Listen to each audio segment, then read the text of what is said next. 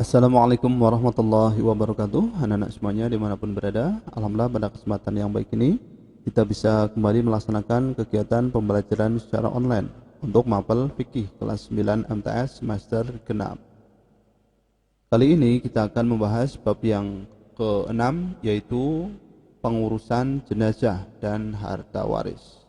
Kalian simak dengan baik, semoga kita senantiasa dalam lindungan Allah Subhanahu wa taala. Ini adalah peta konsep, silahkan kalian baca dan cermati baik-baik. Baik anak-anak semuanya, kali ini kita akan membahas tata cara pengurusan jenazah, terutama untuk memandikan jenazah. Ya, jadi kita akan membahas cara memandikan jenazah. Kalian cermati dengan baik. Ya, ini ada beberapa gambar. Oke, mungkin kalian bertanya, bagaimana cara mengurus jenazah? Akan kita bahas satu persatu. Kalian perhatikan. Sebelum kita membahas lebih jauh tentang kewajiban terhadap jenazah muslim, maka kita harus memperhatikan hal-hal yang berkaitan dengan perlakuan terhadap orang yang baru meninggal dunia. Orang yang menyaksikan peristiwa meninggalnya seseorang hendaknya melakukan hal-hal sebagai berikut. Yang pertama, memejamkan matanya sampai tertutup rapat. Yang kedua, mulutnya dikatupkan dengan mengikatkan kain dari dagu sampai kepala. Yang ketiga, melenturkan sendi-sendi dalam tubuhnya dengan perlahan. Yang keempat, tangannya disedekapkan di atas dada dan kaki diluruskan. Yang kelima, tinggikan lantai jenazah dari lantai biasa dan dihadapkan ke kiblat. Yang keenam, menutup seluruh badannya dengan kain sebagai penghormatan kepadanya dan supaya tidak terbuka auratnya.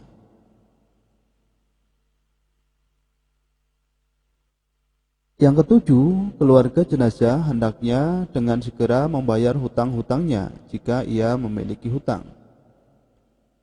Yang kedelapan, menyebarluaskan berita kematiannya kepada kerabat dan handai taulan. Yang kesembilan, jangan menjerit-jerit atau meratapi jenazah. Yang kesepuluh, menyegerakan pengurusan jenazah dari memandikan, mengafani dan menyolati dan menguburkan jenazah.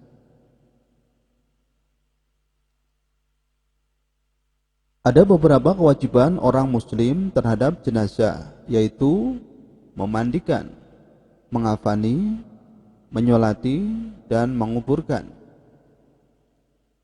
Hukum perawatan jenazah ini adalah fardu kifayah atau kewajiban yang ditunjukkan kepada orang banyak, tetapi apabila sebagian dari mereka telah mengerjakannya, maka gugurlah kewajiban bagi yang lain.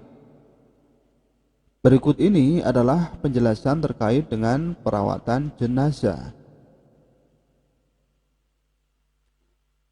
Yang pertama adalah memandikan jenazah. Memandikan jenazah adalah membersihkan dan mensucikan tubuh mayat dari segala kotoran dan najis yang melekat di badannya. Jika jenazah itu laki-laki, maka yang memandikannya harus orang laki-laki, kecuali istri dan mahramnya. Demikian juga jika jenazah itu wanita, maka yang memandikannya harus wanita, kecuali suami dan mahramnya. Jika suami dan mahramnya semuanya ada, maka suami lebih berhak memandikan istrinya. Demikian juga istri dan mahramnya. Jika semuanya ada, maka istri lebih berhak memandikan suaminya.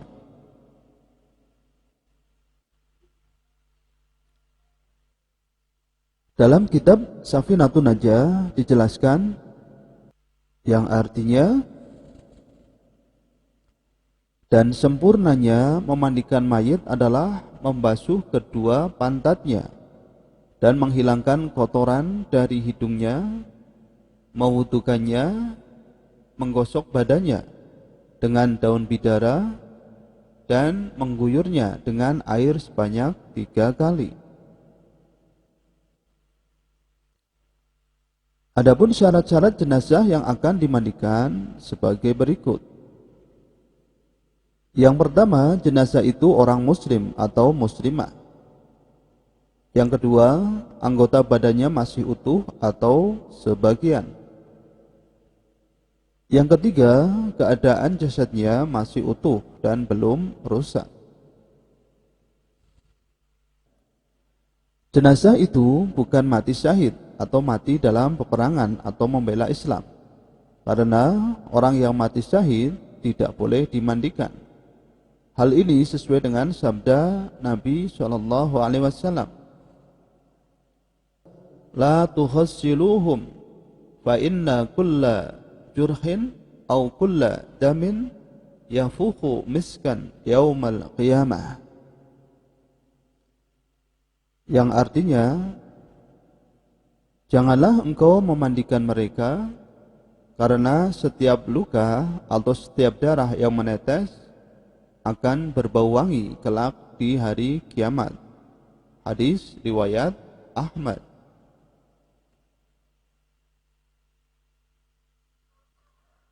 Di samping itu, selain tidak boleh dimandikan, orang yang mati syahid juga tidak disolatkan.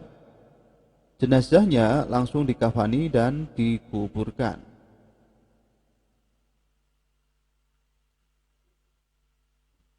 Adapun syarat-syarat orang yang memandikan sebagai berikut. Yang pertama, muslim, berakal sehat dan balik. Berniat untuk memandikan jenazah, amanah atau bisa dipercaya, dan mengetahui tata cara dan hukum memandikan jenazah. Adapun orang-orang yang berhak memandikan jenazah antara lain, yang pertama, suami atau istri jenazah atau mahramnya.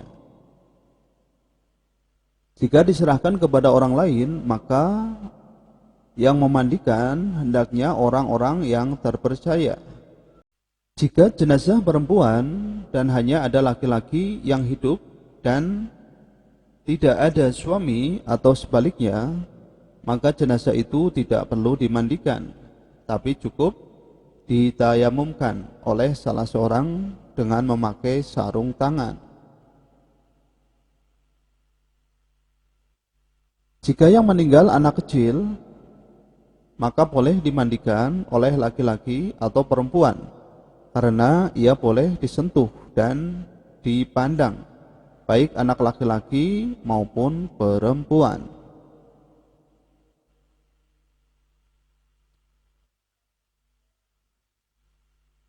Silahkan kalian amati gambar berikut. Ini adalah beberapa perlengkapan memandikan jenazah.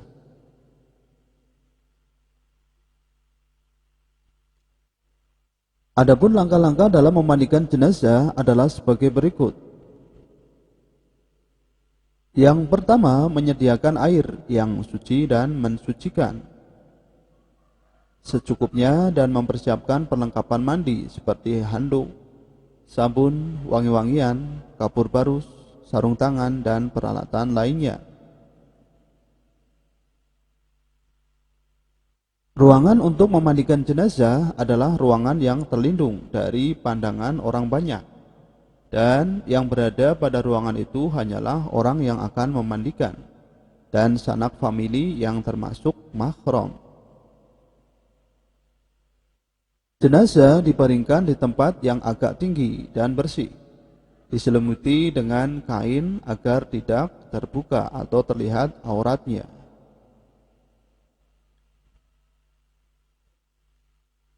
Letakkan jenazah membujur dengan kepala ke arah utara dan kaki ke arah selatan, jika memungkinkan. Jika tidak memungkinkan, maka sesuaikan dengan kondisi ruangan. Setelah semuanya tersedia, jenazah diletakkan di tempat yang tertutup dan tinggi seperti dipan atau balai-balai. Jenazah diberikan pakaian basahan seperti sarung atau kain agar tetap tertutup auratnya dan mudah untuk memandikannya.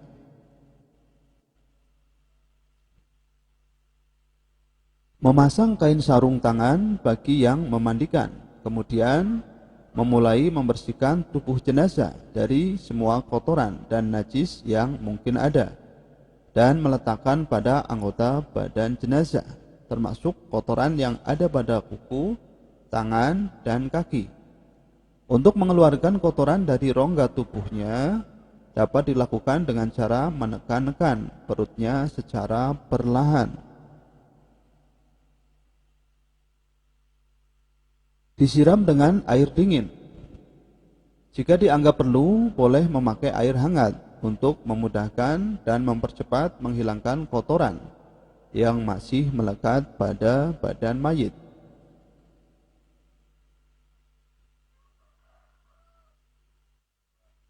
Selama membersihkan badannya, sebaiknya air terus dialirkan, mulai dari bagian kepala ke bagian kaki. Cara menyiraminya dimulai dari lambung sebelah kanan, kemudian lambung sebelah kiri, terus ke punggung sampai ke ujung kedua kaki. Setelah disiram merata keseluruhan badan, kemudian memakai sabun mandi. Digosok dengan pelan dan hati-hati, kemudian disiram lagi dengan air yang suci sampai bersih. Rambut kepala dan sela-sela jari tangan dan kaki harus dibersihkan sampai benar-benar merata dan bersih.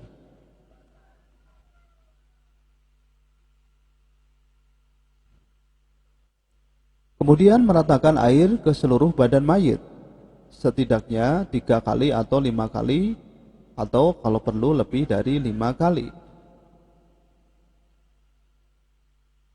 Siraman terakhir dengan air bersih yang telah dicampuri oleh wangi-wangian, misalnya kapur barus dan sebagainya. Setelah semua badannya dianggap bersih, yang terakhir adalah jenazah diwudukan dengan memenuhi rukun-rukun dan sunnah-sunnah wudu. Niatnya bisa kalian baca.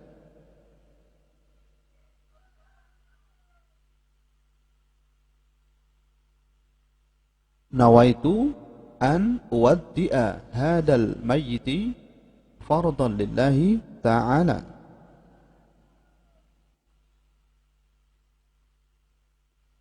Kemudian sesuatu yang tercabut atau lepas di waktu dimandikan seperti rambut dan sebagainya hendaklah disimpan dan diletakkan di dalam kafan bersama dengan jenazah itu.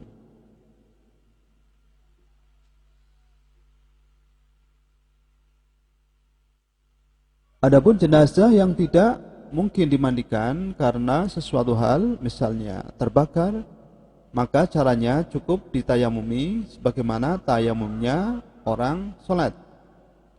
Tata caranya sebagai berikut. Yang pertama, tebahkan tangan di dinding atau tanah yang bersih. Kemudian diusapkan pada muka dan kedua ujung tangan sampai pergelangan jenazah.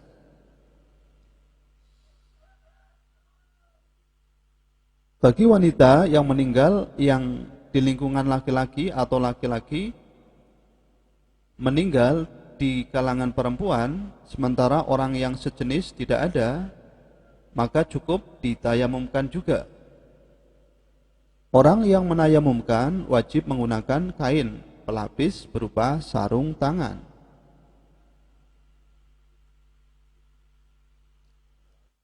Baik anak-anak semuanya, setelah tadi kalian menyimak penjelasan dari Pak Guru, coba silakan kerjakan latihan soal berikut.